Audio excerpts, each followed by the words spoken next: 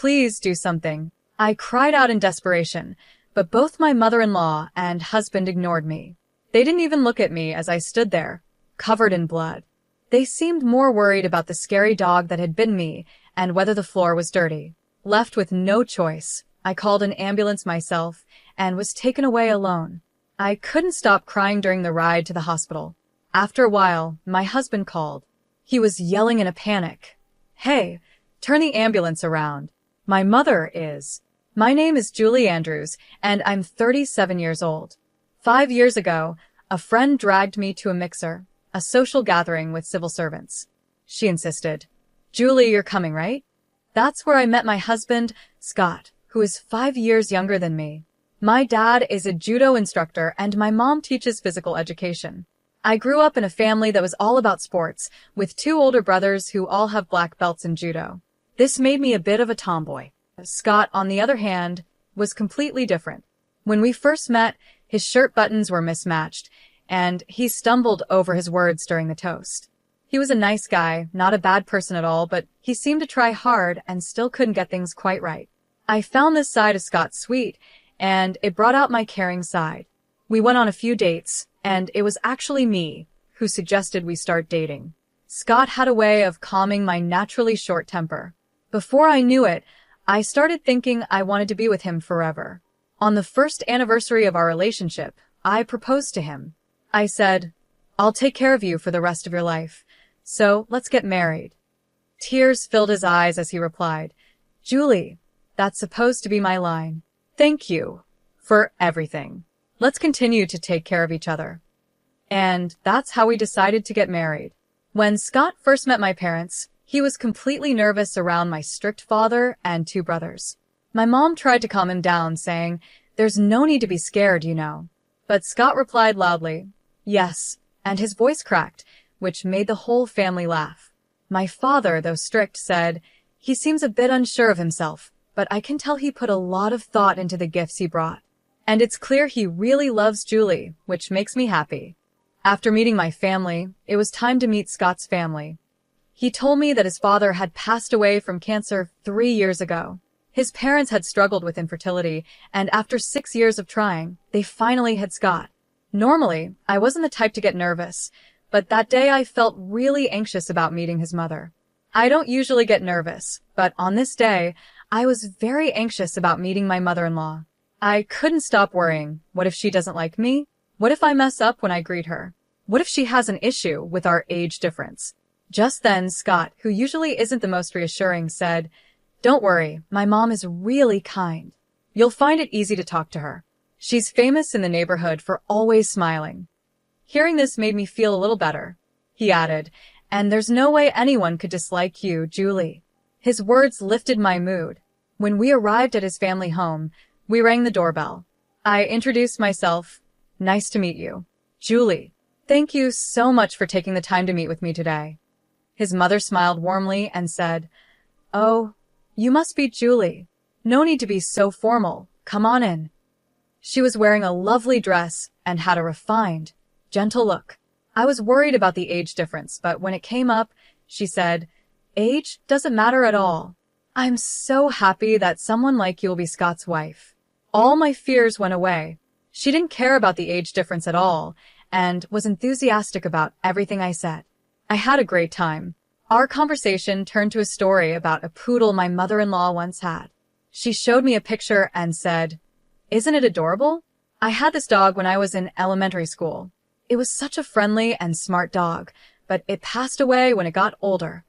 Then my husband added, "Mom, Julie isn't really fond of dogs." Shirley seemed surprised and said, "Julie, you don't like dogs?" I explained, "Yes, actually. Even though I'm a bit of a tomboy, I'm afraid of dogs. When I was a child, I was playing ball with my brother in the park, and a stray, scary dog bit my arm when I went to get the ball. I bled a lot and needed 5 stitches. Since then, it's been a traumatic experience, and I've been scared of dogs." Shirley responded, "Oh my, I didn't know that. I'm so sorry for talking about dogs when you're afraid of them." I quickly said, No. I'm sorry for worrying you. The poodle in the picture was really cute." Shirley smiled and said, "Thank you. On the way home, I told Scott, "Your mother is so beautiful, kind, and such a wonderful person." He smiled and replied, "I know, right? My mom is always smiling and has such a gentle nature." I agreed, saying, "She's a lovely mother." We kept talking about his mother excitedly. Then suddenly, my husband became serious. "Actually, there's something I want to talk to you about," he said. "You know how we visited my family home today?" "Yes, it was such a big house." "I was really surprised," I replied. "Exactly," he continued. "When my dad was still alive, he designed it with my mom in mind, making sure everything was convenient for her. The house even has 4 children's rooms in case they had more kids, but since I'm an only child, they were never used. Now my mom is living there alone, and she finds it too big and lonely. So I was thinking, what if we live with her?" I was shocked by his unexpected idea. My eyes widened in surprise. It's true, the house was really big, and my mother-in-law kept it spotless. Living in such a house would be amazing, but we're newlyweds, and it feels a bit too soon for that. After thinking for a moment, I said, "Your mother is a wonderful person, and the house is so beautiful that it feels like too much for me. But we just got married, right? I'd like to enjoy our newlywed life. Just the 2 of us, for a little while longer." "I see. You're right. I understand," he said. "I'll let my mom know." "Yes, I'm sorry. Please explain it to her gently." I felt a bit guilty towards Shirley, but I knew it was important to share my true feelings instead of just going along with everything. I was relieved that my husband seemed to understand and agree with me. Then our married life together began. Scott was still a bit clumsy, but he actively helped with house chores, and we were enjoying a happy and smooth life. However, recently, something has been bothering me a little. "Oh, hello, Mom?" Got it. "I'm coming over now," Scott said on the phone. "Your mom again?" I asked. "Yeah, the living room light bulb burned out. I'll go over and replace it." And off he went to his mom's house. Lately, it's been like this all the time. Mom bought a new computer, but she's having trouble setting it up, so I'm heading over to help. Or, Mom bought too many groceries at the supermarket, so she asked me to come pick her up. I'm going to help her out. Whether it was weekdays or weekends, the phone would ring, and Scott would head back to his mom's house more and more often. I started feeling a little upset, thinking that he could at least spend the weekends at home with me. But at the same time, I reminded myself that Scott is just a kind and thoughtful person who cares a lot about his mother. A month had passed since we got married, and just like when we were dating, we hadn't had any major arguments, and things were going smoothly. Today was Shirley's birthday. My husband and I had picked out a present and a cake for her, and we went to his parents' house. As soon as we walked in, a scary dog suddenly jumped out. "What?" I said, my eyes widening in surprise. There hadn't been a dog when we came for the wedding visit. Since I'm afraid of dogs, I quickly hid behind my husband. Shirley came out of the living room and said, "Oh, welcome, Mom. Where did this scary dog come from?" Scott asked. "Well, I was feeling lonely living by myself, so I got a dog recently." "Isn't it cute?" she said, smiling. The dog was small, a Welsh corgi. "I see," I replied, still startled by the dog's sudden appearance. I forced a smile, even though I was scared. Without noticing my discomfort, Shirley brought the dog closer to me and said, "Come on, Julie, why don't you hold it?" I took a step back and said, I mentioned this when we came for the wedding visit, but I was bitten by a dog when I was younger, and I've been afraid of dogs ever since." I politely declined to hold the dog. "Oh, did you say that?" "I didn't know," she said, pretending not to remember. "But it's so cute. What a strange person you are." I noticed a slight smirk on her face, and for the first time, I wondered if Shirley was being sarcastic. After that day, whenever Scott said, "Mom wants to see you," or "Let's go visit my mom," I started declining. I still couldn't forget the smirk she gave me when she saw I was uncomfortable around the dog. A month later, after finishing work and coming home, I found my mother-in-law in the house. "What? Why are you here?" I asked, surprised. "Oh, welcome home," she greeted me cheerfully, as if everything was normal. She was in the kitchen, had opened the fridge, and was cooking. "Why did you come over so suddenly?" I asked. My dear Scott said he wanted to eat my homemade stew, so I just had to come, she said, looking very happy as she hummed to herself. Oh, I see. I tried to smile, but I felt tense, especially since her dog was in the living room. To make things worse, she had fed the dog, and it was licking clean my favorite antique plate. I had bought that plate at a flea market in Canada, and now the dog was licking it clean. Who could possibly be okay with this? I went to my room to put away my bags and coat. I told myself not to get upset since Shirley had come all this way. I took a deep breath to calm down and went back to the living room. To my horror, the dog had made a mess on the brand new carpet. The stain was bright yellow. Oh no, the dog messed up the carpet. I shouted in a panic, but Shirley didn't seem to care. Oh dear, it made a mess right there. Huh, she said casually, not even bothering to scold the dog or clean it up. Knowing the stain would get worse if I didn't take care of it, I ended up cleaning it myself. I was usually calm, but this really frustrated me. Just then, I heard the door open, and my husband came home. The dog, hearing him, started barking loudly. Woof, woof. It barked until he came into the living room, and even the sound of the barking scared me. Once the dog saw it was my husband, it stopped, and I felt a bit of relief. The three of us sat down to eat the stew Shirley had made. Neither my husband nor Shirley bothered to put the dog in its cage, so it wandered around our feet, hoping for food. I felt tense and started trembling. Shirley noticed and said, "You really don't like dogs, do you, Julie? You look so scared. I brought the dog today to help you get over your fear." Bringing the dog here without asking, using my favorite plate, letting it mess up the carpet, and having it bark at me, how is any of this supposed to help me get over my fear? If anything, it made me hate dogs even more.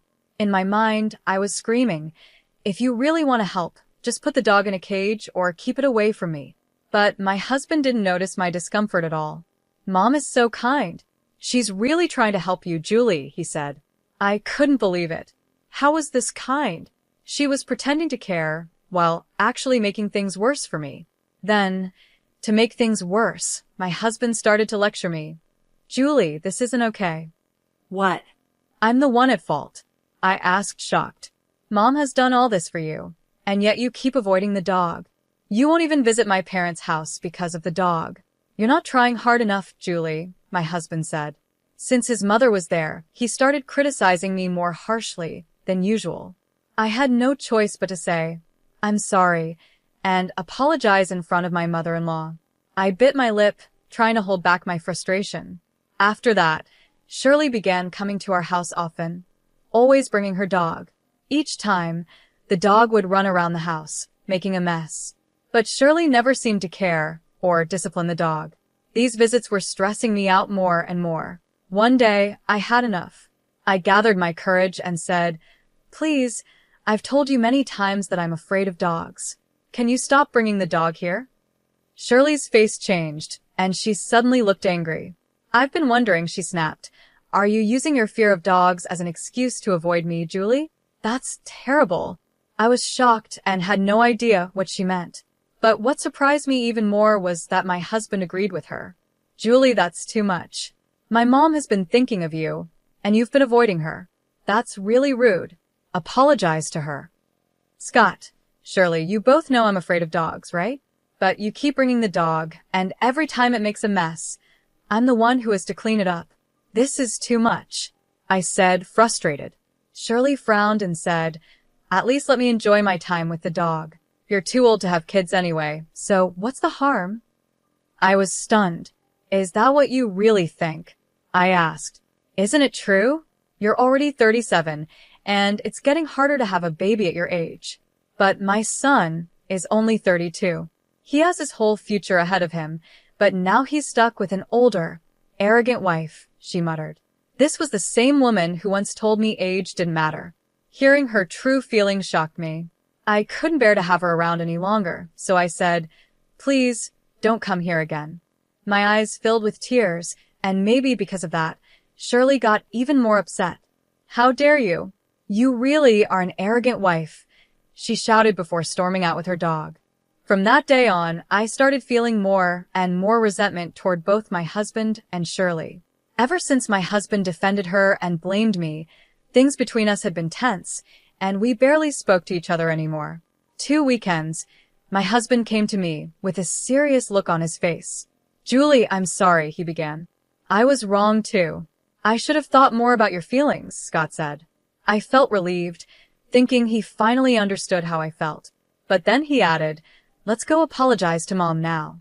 "What? Why should we do that? Was I wrong that day?" I asked, confused. "It's not about being right or wrong. Don't make Mom angry. "Just apologize, please," he said. In the end, my husband didn't understand anything. He didn't care about my feelings at all. He took me to his parents' house against my will. When we got there, Shirley was waiting for me, hands on her hips. Shirley, I'm sorry about the other day," I said, as my husband had told me to, just to calm her down. But then she said, "I'll forgive you if you hold the dog." That was it. I realized I couldn't reason with her. I had apologized, even though I wasn't wrong, and I had tried to meet her halfway many times. And this was her response? As I've said before, I can't do that, I replied firmly, keeping my cool. Shirley got angry and forcefully pushed the dog toward me. "Ah!" I cried out and instinctively pushed the dog away. But my scream startled the dog, and it bit my hand. It hurt so much, and my hand was quickly covered in blood. "Please do something," I begged my husband and Shirley. But Shirley just said, "Well, anyone would be scared by such a loud noise." Poor thing, focusing only on the dog. To my shock, my husband was more concerned about whether the floor was dirty.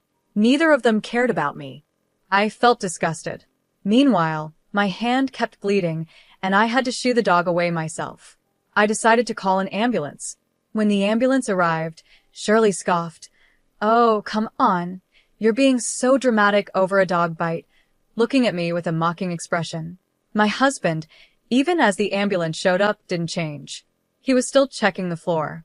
Ignoring both of them, I got into the ambulance, pressing my bleeding hand. I was filled with anger, pain, and sadness.